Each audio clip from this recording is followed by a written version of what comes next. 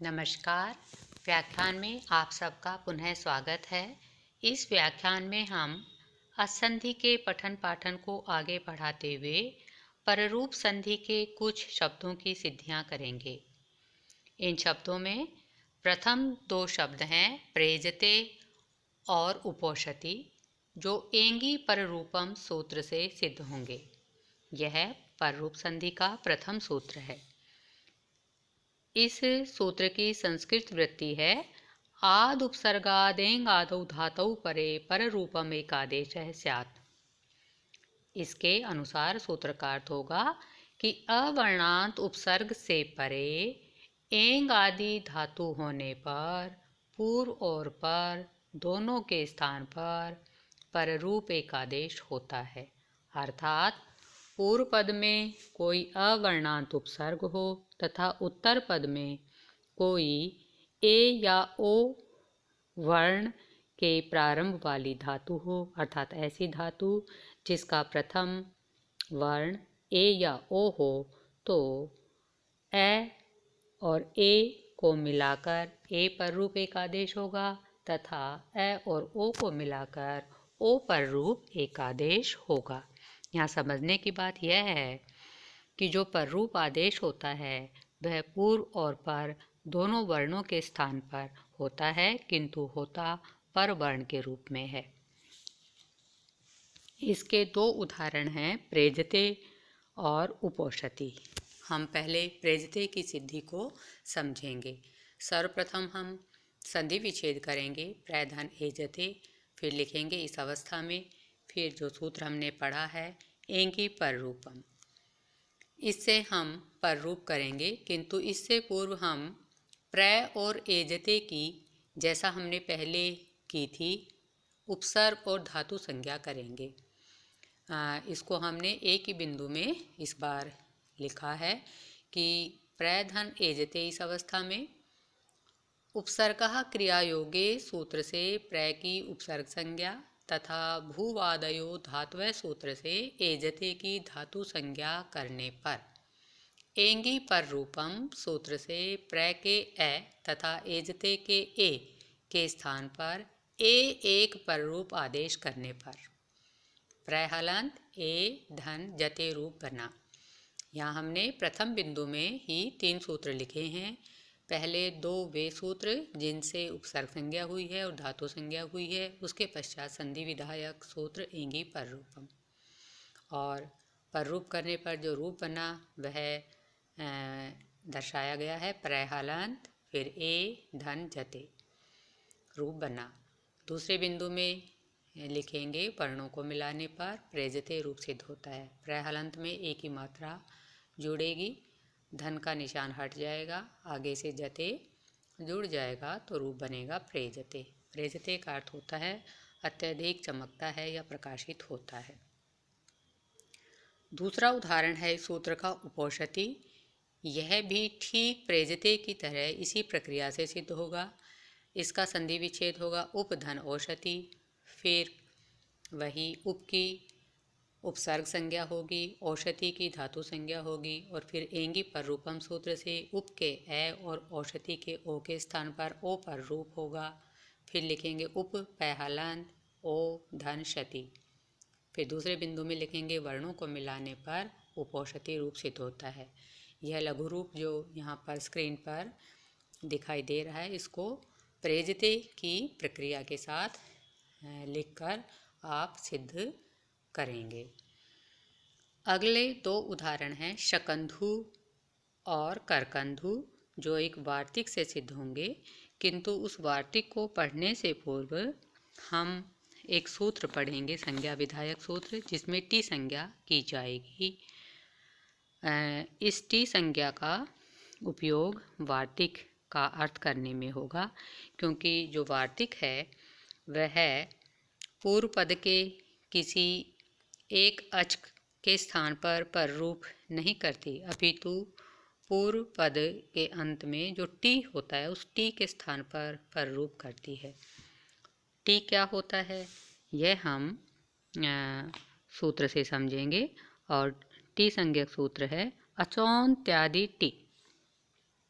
इस सूत्र का अर्थ है वृत्ति के अनुसार अचाम मध्ये यो अंत्यः सह आदि यस्य तट्टी संज्ञम स्यात्। इस संस्कृत वृत्ति के अनुसार इस सूत्र का अर्थ होगा कि अचों के मध्य में जो अंतिम अच होता है, पूर्व पद में जितने भी अच आते हैं उनमें जो अंतिम अच होता है वह है आदि में जिसके उस वर्ण या वर्ण समुदाय की टी संज्ञा होती है। जब हम आगे से सिद्धि करेंगे मनीषा की तो वहाँ हम समझेंगे इसको, किंतु यहाँ एक बार समझाया जा रहा है कि जैसे मनस शब्द है तो मनस में दो अच हैं, एक में ए और दूसरा न में ए, किंतु जो अंतिम अच है वह न में ए है। और हम समझें कि आगे स हलंत है तो अंतिम अच ए इस स से पूर्व है, स के आदि में है, इसलिए अंतिम अच ए और स की टी संज्ञा हुई। यह एक स्थिति बनी। किंतु कभी कभी पूर्व पद में ऐसा पद भी होता है जिसमें जो अंतिम अच होता है वह किसी के आदि में नहीं होता, तो वह स्वयं के आदि में होता है, स्वयं के अंत में, इसलिए उस स्वयं की ही टी संज्ञा होती है। अतः हमने इस सूत्र से यह समझा कि पूर्व पद में जितने भी अच होते हैं उनमें जो अंतिम अच होता है वह यदि किसी के आदि में नहीं है तो उसकी टी संज्ञा होगी, और यदि वह किसी के आदि में है तो उस वर्ण सहित उस अच की टी संज्ञा होगी। इस टी संज्ञा करने का फल क्या है यह वार्तिक में पता चलेगा जब हम वार्तिक को पढ़ेंगे। वार्तिक है स्कंदवादिषु पररूपम वाच्यम। इसकी संस्कृत वृत्ति में लिखा है तच्चटेहे। वार्तिक का अर्थ स्पष्ट है कि शकंधु आदि शब्दों में सप्तमी का बहुवचन, स्कंदवादिषु सप्तमी का बहुवचन, इसका अर्थ है शकंधु आदि शब्दों में भी पररूपम वाच्यम, पररूप कहना चाहिए, अर्थात शकंधु आदि शब्दों में भी पररूप संधि होती है। किंतु संस्कृत वृत्ति में समझाया गया तच्चट्टे है, यह जो पररूप होता है पूर्व को वह पूर्व पद के जो अंतिम अच है उस अंतिम अच के स्थान पर नहीं होता इस वार्तिक से, अपितु टी के स्थान पर होता है। और टी को हमने समझ लिया कि पूर्व पद में जो अंतिम अच है वह यदि किसी के आदि में है तो उस वर्ण समुदाय को पररूप होगा, और यदि वह किसी के आदि में नहीं है, स्वयं अपने आदि में है, तो उस एक वर्ण को पररूप होगा। इसके जो उदाहरण हैं उनमें प्रथम उदाहरण है शकंधु। शकंधु का अर्थ होता है शक नामक देश विशेष में विद्यमान कुआं, अंधु का अर्थ होता है कुआं। इसका संधि विच्छेद होगा शक धन अंधु, फिर लिखा जाएगा इस अवस्था में या इस दशा में। प्रथम बिंदु में लिखा जाएगा अचौन्त्यादि टी सूत्र से शक के क में स्थित आकार की टी संज्ञा की, तथा स्कंदवादिषु पररूपम वाच्यम वार्तिक से टी अ बताया गया है कि यहाँ पर टी क्या है ए, तथा अंधु के आदि वर्ण ए, दोनों वर्णों के स्थान पर ए एक पररूप आदेश करने से शक कहलन ए धन आधा न धू रूप बना। शक में जो कै में ए टी थी वो निकल गई तो कै हलंत रह गया, और आगे अंधु का ए निकल गया, और इस शक के ए टी और अंधु के ए इनको मिलाकर एक पर रूप आदेश हो गया ए, तो अंधु में जो शेष वर्ण बचे वो बचे आधा न धू, यह रूप बना। दूसरे बिंदु में लिखेंगे वर्णों को मिलाने पर शकंधु रूप सिद्ध होता है। शक में कै हलंत में ए की मात्रा जुड़ गई, धन का निशान हटा, आधा न और धू जो था वो जोड़ा तो रूप बना शकंधु। यहाँ प्रथम बिंदु में एक सूत्र और एक वार्तिक का प्रयोग हुआ है। एक सूत्र से हमने टी संज्ञा की, शक में जो कै है कै में ए की, और फिर वार्तिक से हमने पररूप संधि की, स्कंदवादिषु पररूपम वाच्यम वार्तिक से। करकंधु शब्द ठीक शकंधु की तरह सिद्ध होगा। करकंधु का अर्थ होता है बेर। इसका संधि विच्छेद होगा कर्क धन अंधु।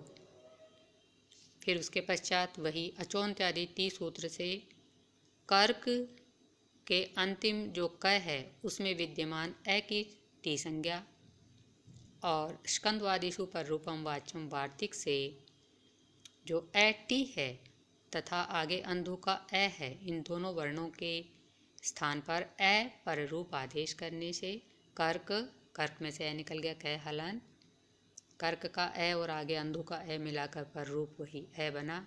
फिर आधा न और धू शेष रहा, फिर मिलाकर बनेगा करकंधु। यह सिद्ध होता है। यह जो लघु प्रक्रिया स्क्रीन पर देख रहे हैं इसी को शकंधु की तरह प्रक्रिया के साथ विस्तारित कर आप लिखते हुए सीखें। इस वार्तिक के शेष उदाहरणों की सिद्धियां आगामी व्याख्यान में करेंगे। इस व्याख्यान में इतना ही। स्वस्ति। जयतु संस्कृतम जयतु भारतम।